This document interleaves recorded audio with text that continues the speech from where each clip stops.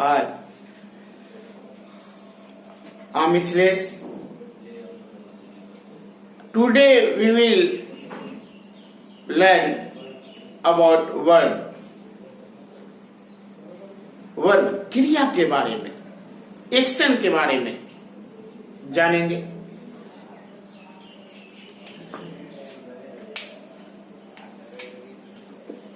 Verb क्रिया, verb क्रिया। सबसे पहले हमारे मन में आ रही होगी कि ये वर्ब क्या है। तो ये वर्ब क्या है? एन एक्शन,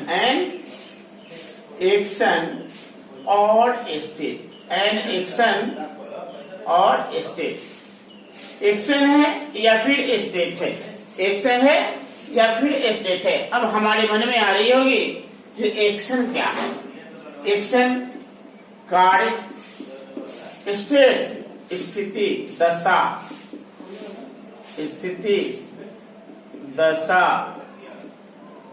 अवस्था। ऐसा नहीं कि यह वर्ब जो है वह केवल काम को ही बताता है, यह स्थिति, दशा और अवस्था को बताता है। इसीलिए इसको हम कह लेते हैं कि द वर्ड विच रेफर्स और स्टैंड्स एन एक्शन और स्टेट इज कॉल्ड वर्ब। तो एक्शन और स्टेट को जब बताता है तो वह वर्ब है। Generally we say that verb is a doing word। काम वाले शब्द को संज्ञा कहते, सॉरी वर्ब कहते हैं। लेकिन क्या केवल काम को ही बताता है? ये तो स्टेट को भी बताता है। क्योंकि जब वर्ब का वर्ब जब जानेंगे तो उसमें देखेंगे कि बहुत सारे हैं। स्टैटिक वर्ब है, डायनेमिक वर्ब है, जिसमें वर्ब ऑफ परसेप्शन भी है, जिसमें वो एक्शन नहीं है, एक स्टेट है, परसेप्शन है। तो इसलिए हम कहते हैं कि एक्शन और स्टेट को बताता है। लिंक वर्ब कपुला की बात करेंगे, बहुत है। सच एग्जाम्पल के लिए अगर एक्शन की बात करें, to come, to go, to play, ये सब एक्शन की बात। टू रन, ये एक्शन की बात। टू डू, ये काम की बात है, एक्शन की बात है।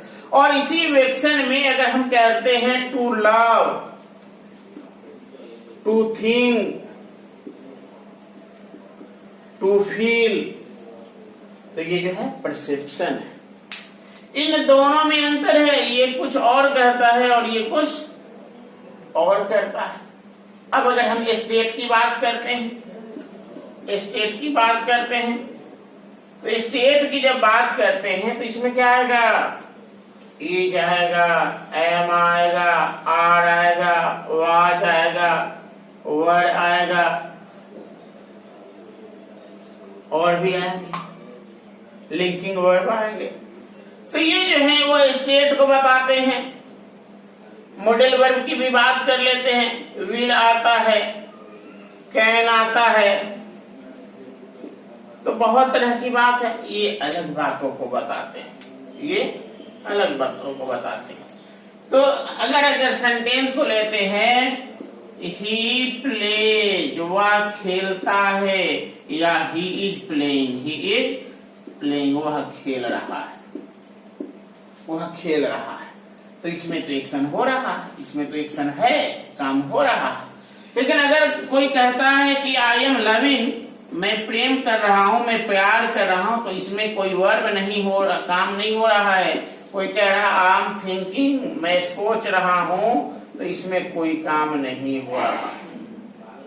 ये काम है लेकिन काम हो नहीं रहा है। यह क्या है? स्टैटिक, इसमें स्थिरता।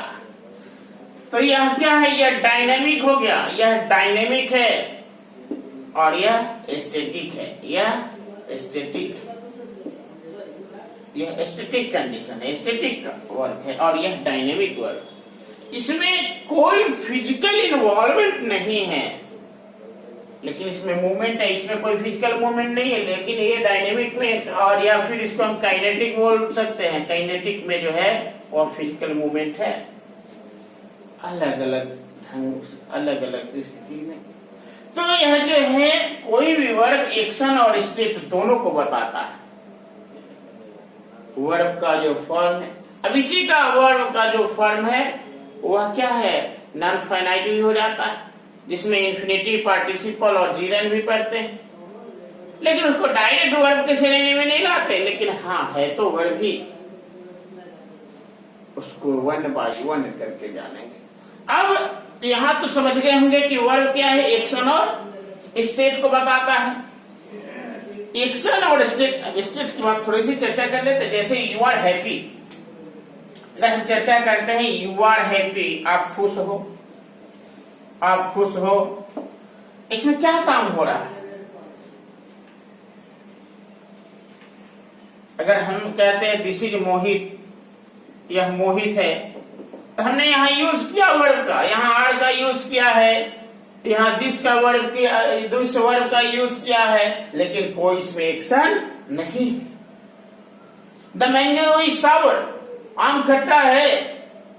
द एप्पल इज स्वीट, सेब मीठा है, लेकिन क्या है उसमें वर्ब तो कोई नहीं हो रहा है।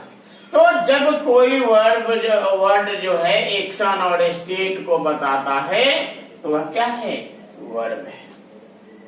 अब चर्चा करते हैं कि ये होते कितने हैं, kinds of verb.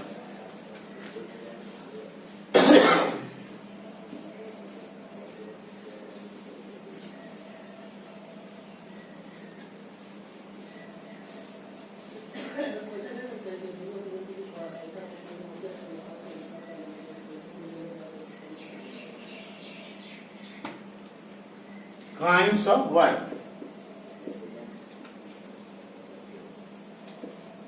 Kinds of word, भेद या प्रकार, भेद या प्रकार। पहला देख ली कि वर्ब एक्शन को भी बताता है और स्टेट को भी बताता है, काम भी बता रहा है, स्थिति दशा भी बता रहा है।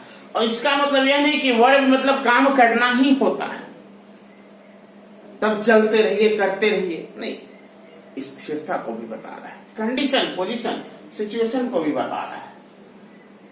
तो ये वर्ब जो होते हैं कितने होते हैं? पहला जो होता है वो है मेन वर्ब, मेन वर्ब, इसको रूट वर्ब भी कहते हैं,